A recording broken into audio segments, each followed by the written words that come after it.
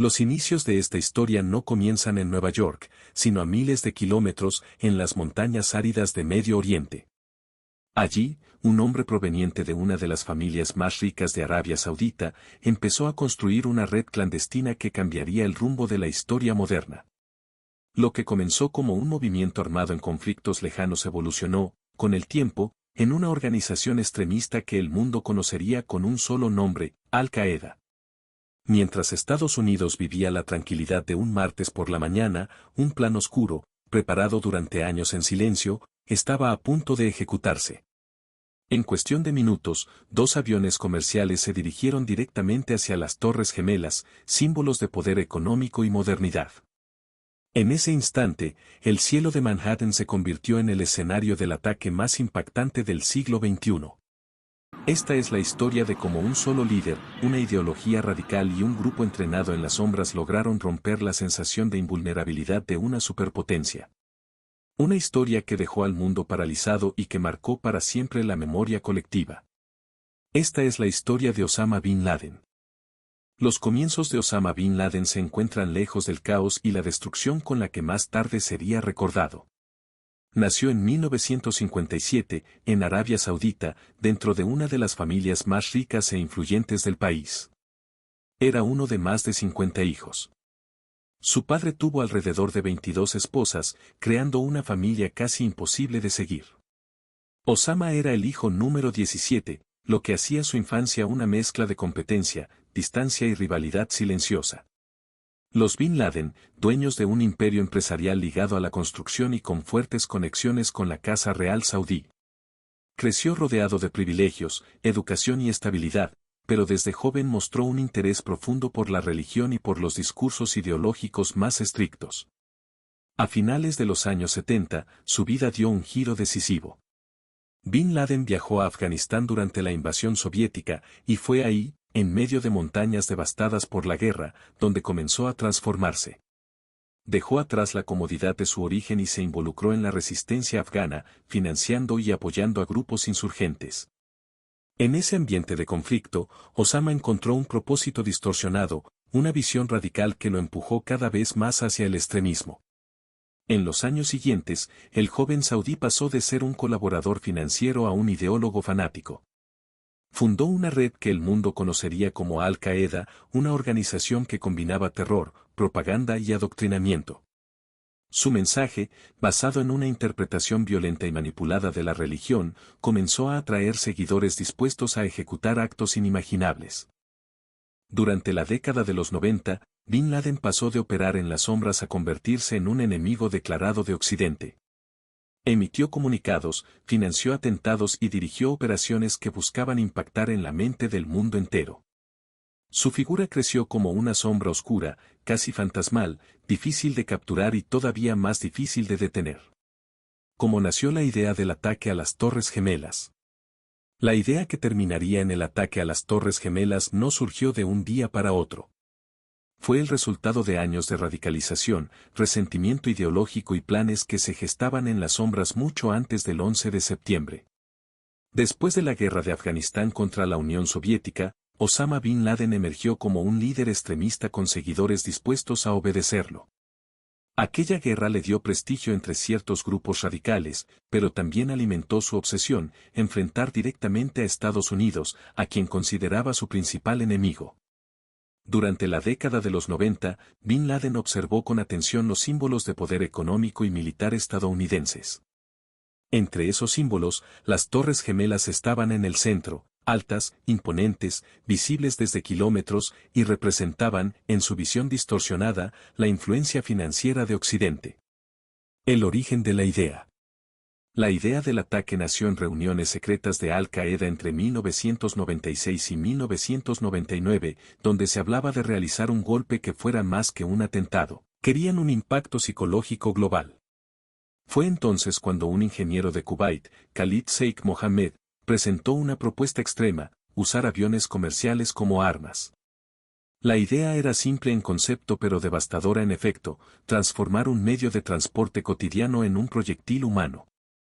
Bin Laden, al escuchar el plan, quedó obsesionado. Lo vio como la manera perfecta de golpear directamente el corazón de Estados Unidos sin usar explosivos tradicionales, burlando sistemas de seguridad y generando un impacto mediático sin precedentes. Los primeros pasos. Durante años, la idea se fue refinando en las sombras. No se trataba solo de atacar edificios, sino de enviar un mensaje violento al mundo. Al-Qaeda empezó a buscar voluntarios que pudieran viajar, aprender inglés y, sobre todo, entrenarse para pilotear aviones. Este proceso se hizo de manera fragmentada, en distintos países, con movimientos silenciosos y difíciles de detectar. Mientras tanto, en Estados Unidos, la vida continuaba con normalidad. Nadie imaginaba que en el otro lado del planeta se estaba formando un plan tan oscuro, diseñado para causar un impacto que marcaría a toda una generación. El objetivo final. La elección de las Torres Gemelas no fue casualidad.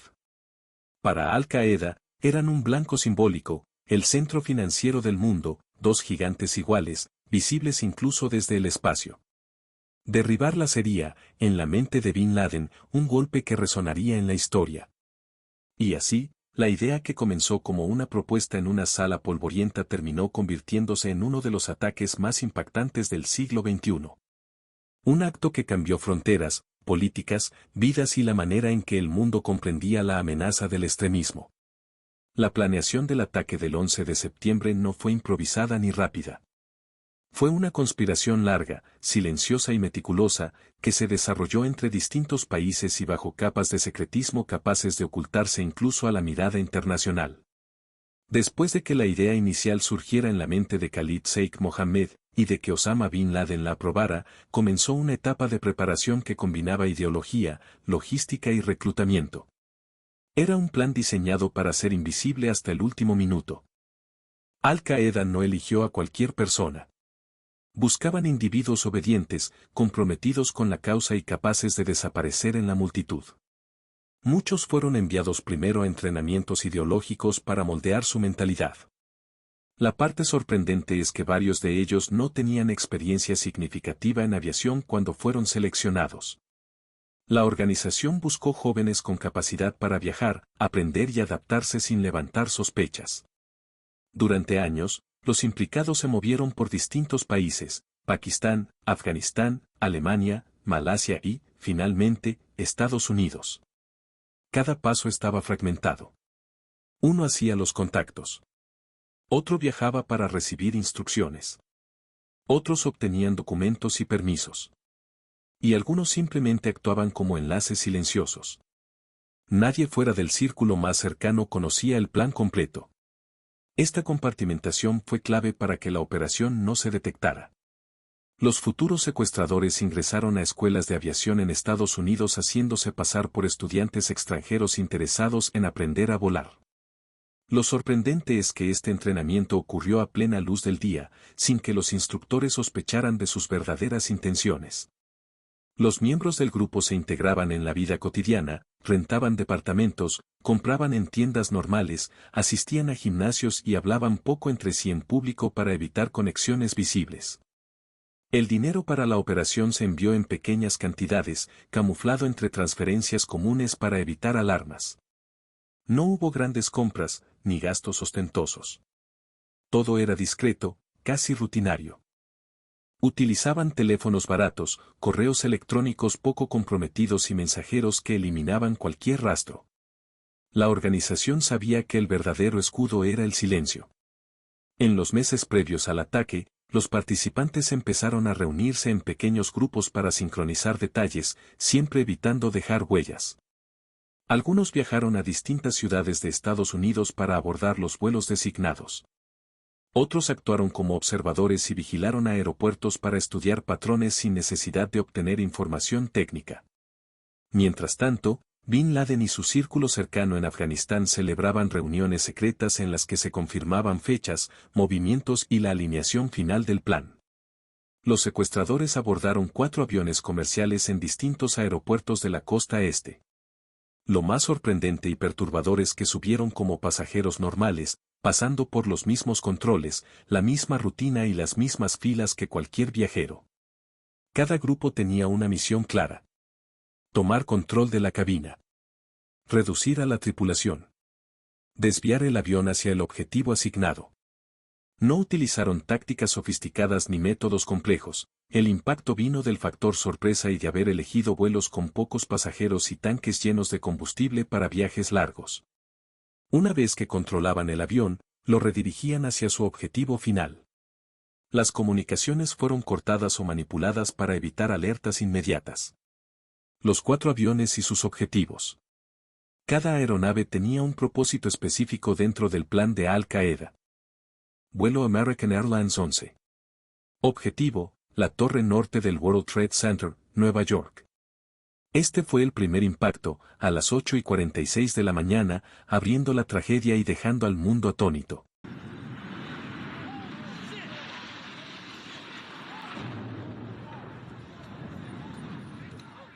Vuelo United Airlines 175. Objetivo, la torre sur del World Trade Center. Golpeó 17 minutos después del primero, a las 9:03 de la mañana, confirmando que no se trataba de un accidente, sino de un ataque coordinado.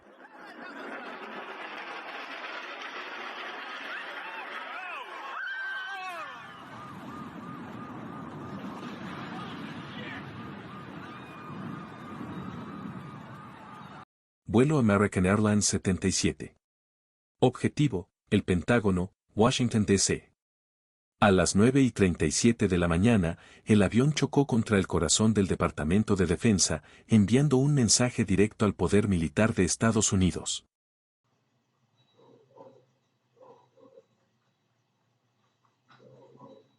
Vuelo United Airlines 93. Objetivo estimado, el Capitolio o la Casa Blanca. Este avión nunca llegó a su destino. Los pasajeros, al enterarse de lo que estaba pasando mediante llamadas telefónicas, se rebelaron contra los secuestradores. El avión terminó estrellado en un campo de Pensilvania a las 10:03 de la mañana, convirtiéndose en el único objetivo que no fue alcanzado. Los objetivos no fueron elegidos al azar. Las Torres Gemelas simbolizaban el poder económico mundial. El Pentágono representaba la fuerza militar. El Capitolio o la Casa Blanca, el probable destino final, eran símbolos políticos centrales. La intención era golpear los 3 pilares del poder estadounidense, económico, militar y político, provocando caos global y dejando una cicatriz histórica. Cuando las imágenes de las Torres Gemelas ardiendo comenzaron a transmitirse en vivo, el mundo entero se paralizó. Y además No en una zona el más país, baja aún. el idioma o la diferencia de Dios horarios. santo, es Millones otro de avión, personas, parece el que desde se ha oficinas en Tokio hasta hogares en Sudamérica, vieron lo imposible hacerse real. La tragedia trascendió fronteras en cuestión de minutos. El primer sentimiento universal fue incredulidad. Las cadenas de televisión interrumpieron su programación normal, las calles se llenaron de gente mirando pantallas encendidas en tiendas, aeropuertos, plazas y estaciones. Había una sensación de desconcierto tan poderosa que, por un momento, el planeta entero parecía sincronizado en el mismo miedo. Periodistas llorando en vivo. Presentadores temblando mientras hablaban. Reporteros repitiendo la misma frase, esto no puede estar pasando. En Europa, Asia y América Latina, los aviones fueron obligados a aterrizar de emergencia. Miles de aeropuertos quedaron en silencio. Las ciudades más grandes del mundo, Londres, París, Berlín, Madrid, Ciudad de México, aumentaron su seguridad de inmediato. Soldados en las calles. Policías vigilando estaciones. La sensación era clara, si Nueva York había sido atacada, nadie estaba completamente seguro. A pesar del miedo, algo poderoso ocurrió, la humanidad respondió unida. Gobiernos de casi todos los países expresaron su apoyo inmediato a Estados Unidos. Incluso naciones con tensiones históricas ofrecieron ayuda. En todo el mundo, velas, flores y banderas aparecieron frente a embajadas estadounidenses. En Londres, miles se reunieron frente a Buckingham Palace. En París, la Torre Eiffel apagó sus luces. En Berlín, la Puerta de Brandeburgo proyectó la bandera estadounidense como símbolo de solidaridad. El planeta entero lloró con Nueva York. Las bolsas internacionales cayeron. Las fronteras se endurecieron.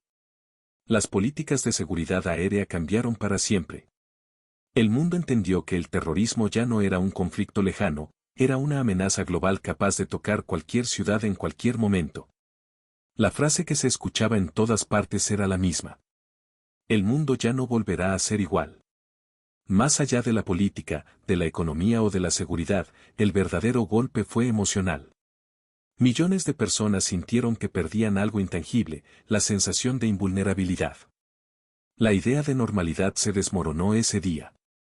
El planeta entero quedó marcado por las imágenes del humo, los gritos, el derrumbe y la valentía de quienes arriesgaron sus vidas para salvar a otros. Tras los ataques del 11 de septiembre, el mundo no solo quedó en shock, también despertó a una cacería global sin precedentes. Osama Bin Laden, que ya era un extremista conocido, se convirtió de inmediato en el hombre más buscado del planeta. Su rostro apareció en cada pantalla, en cada periódico, y su captura se volvió la prioridad absoluta de la política exterior estadounidense. El presidente George W. Bush declaró que no habría lugar en la tierra donde pudiera esconderse y que cualquier país que lo protegiera sería tratado como enemigo. Today, our fellow citizens, our way of life, our very freedom came under attack in a series of deliberate and deadly terrorist acts. The victims were in airplanes or in their offices. Secretaries, businessmen and women, military and federal workers, moms and dads, friends and neighbors. America was targeted for attack because we're the brightest beacon for freedom and opportunity in the world, and no one will keep that light from shining. The search is underway for those who are behind these evil acts. I've directed the full resources of our intelligence and law enforcement communities to find those responsible and to bring them to justice. We will make no distinction between the terrorists who committed these acts and those who harbor them. America has stood down enemies before, and we will do so this time. None of us will ever forget this day, yet we go forward to defend freedom and all that is good and just in our world. Thank you. Good night, and God bless America. La búsqueda empezó en Afganistán. Allí, los talibanes le ofrecían refugio, y las primeras operaciones militares se centraron en arrancarlo de ese territorio. Montañas, desiertos y túneles se convirtieron en el escenario de una persecución frenética. La zona de Tora Bora, con su laberinto natural de cuevas, fue uno de los puntos más vigilados del mundo. Pero Bin Laden desapareció entre sombras. Nadie supo cuándo ni cómo, pero logró cruzar hacia Pakistán, escondiéndose entre ciudades y aldeas sin dejar rastros claros. Pasaron los años entre rumores, grabaciones y mensajes que confirmaban que estaba vivo, pero nunca revelaban dónde. Videos borrosos, audios clandestinos y comunicados terroristas alimentaban la incertidumbre. Cada pista generaba un operativo, cada operativo terminaba con las manos vacías. Al-Qaeda seguía activa, pero su líder parecía un fantasma imposible de localizar. Mientras el mundo intentaba adaptarse a una nueva realidad, un pequeño grupo dentro de la CIA trabajó casi en silencio. Analizaban llamadas, seguían hilos diminutos, estudiaban imágenes satelitales y buscaban patrones que otros pasarían por alto. No rastreaban a Bin Laden directamente, porque él evitaba cualquier tecnología moderna, rastreaban a quienes lo rodeaban. Y así, tras años de investigación, encontraron una pista clave, un mensajero de confianza, alguien que supuestamente tenía contacto regular con él. Siguieron al mensajero discretamente hasta una propiedad inusual en Abbottabad, Pakistán. La casa tenía muros exageradamente altos, no contaba con internet ni teléfono, y los habitantes quemaban su propia basura para evitar cualquier rastro. Las señales eran inquietantes. La CIA sospechaba que alguien importante vivía ahí, pero no tenían pruebas visuales ni confirmación absoluta. Aún así, todo apuntaba a que el objetivo final de la década estaba escondido en ese complejo silencioso. Después de meses de vigilancia y debate, el presidente Barack Obama tomó una decisión arriesgada: autorizar una operación secreta en suelo pakistaní sin notificar al gobierno local. Podía salir mal, podía generar un conflicto diplomático enorme, pero la oportunidad era única.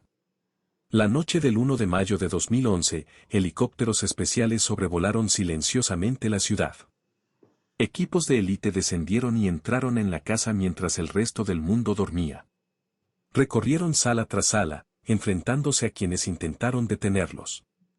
En el tercer piso, en una habitación cerrada, encontraron a Osama Bin Laden. La operación duró menos de una hora. La noticia recorrió el mundo en cuestión de minutos.